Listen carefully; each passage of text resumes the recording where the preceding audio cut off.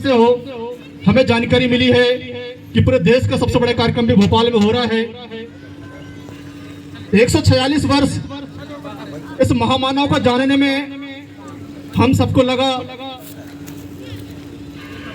आज मात्र 25 वर्ष की आयु तक इस धरती में रहने वाले ऐसे महामानव, मात्र 25 सालों में ऐसा उन्होंने क्या कर दिया कि हम सब मिलकर उनकी जन्म जयंती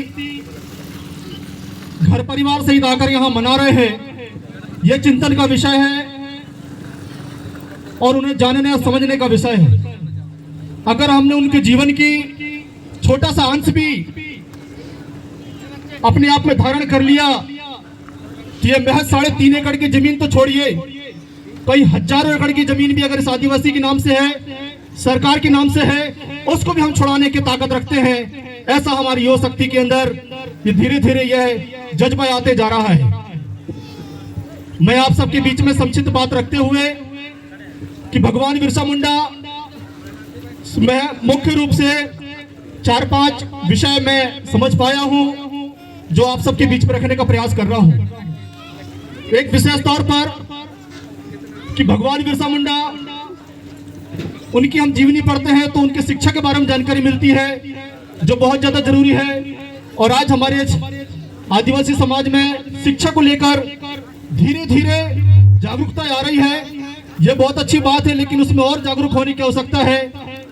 और शिक्षा के पीछे चाहे हमारे पास 2 वक्त की भोजन की व्यवस्था ठीक ठाक ना हो, लेकिन उसमें भी कटौती करके अगर हम अपनी अगली पीढ़ी को शिक्षा से अगर जोड़ते जाएंगे तो कहीं ना कहीं हम ऐसे आंदोलन को हम सरलता से जीत सकते हैं। उसमें विशेष तौर पर अगर हमको पढ़ना लिखना आ गया है तो कहीं ना कहीं हम अपने संवैधानिक अधिकारों की ओर जाएं, उनके बारे में समझें। संविधान के अंदर प्रावधान है, उनके बारे में हम समझें। जो तमाम प्रकार के अधिनियम और कानून बने हैं, और वो अधिनियम कानून ऐसे ही सरल स्वभाव से नहीं बने गए हैं। उनके लिए ऐसे ही महामानव ने अपनी पूरी जान की आहुति लगाई।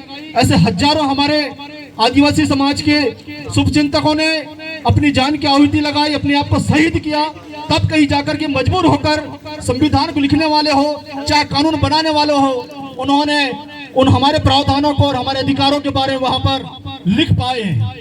और उन्हें हमारे अधिकार के बारे में लिखने के लिए ऐसे महामानवों ने मजबूर किया है।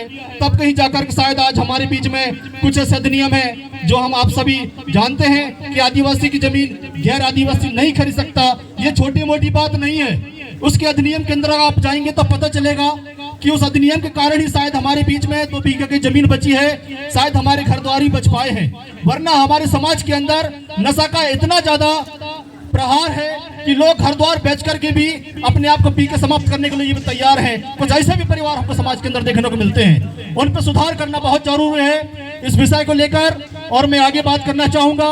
भगवान बिरसा मुंडा विशेषकर साहूकारी प्रथा और जमींदारी प्रथा के अंत को लेकर के उनकी लड़ाई थी, और आज ये चीज हमारे आसपास इर्द गिर्द मिल रही है। समय समय में हमको जब कोई बड़ा विषय निकल के आ जाता है तो पेपर के माध्यम से मिलता है, मीडिया के माध्यम से जानकारी मिलती है कि जमींदारी प्रथा, साहूकारी प्रथा, सब कुछ आपके ब्याज सहित देने के बावजूद भी आज भी साहूकारी प्रथा बहुत ज्यादा जोरों से हमारे समाज के अंदर है। और हम जागरूक लोगों को ये बात पता नहीं चलती है। आपके किनारे किनारे से बहुत सारे लोग जो है हमारे साहूकारों के चुंगलों में फंसे हुए मिलते हैं। वो तो सिर्फ कानून कायदे ऐसे बने हैं जिसके कारण आपकी जमीन बची है, नहीं तो उनकी नजर वहां पर भी डली हुई रहती है।